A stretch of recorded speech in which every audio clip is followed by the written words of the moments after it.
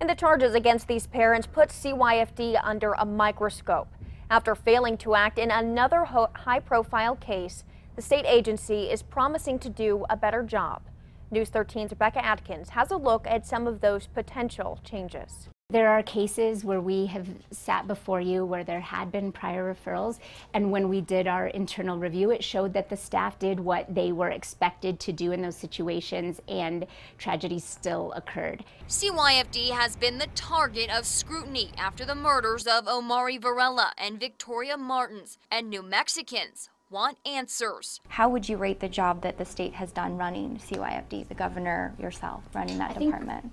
I think we have made progress, but we're not where we need to be yet. And now, as two parents sit behind bars for allegedly prostituting their 7-year-old daughter, CYFD is taking some of the blame. I don't believe we did all that we were supposed to do or asked to do. Secretary of CYFD, Monique Jacobson, says this case is prompting more change. Every person, myself included at CYFD, is stepping back and asking what needs to be done differently. Governor Martinez asked CYFD to partner with state police to create a child safety strike force. So we're looking at those chronic neglect cases where we get call after call after call. To take a closer look into habitually troubled families. They're not just looking for the obvious signs of abuse or neglect, but they're trying to see what's under the surface. This strike force will look into any cases with 10 or more referrals.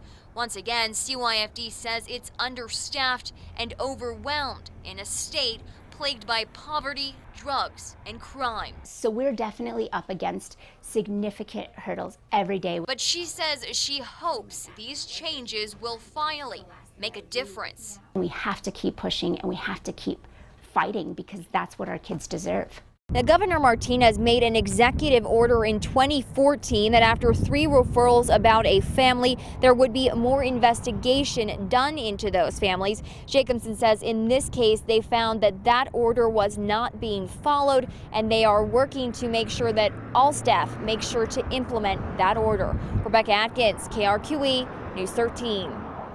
CYFD says a year ago they set up an online portal so law enforcement can access CYFD's history with families.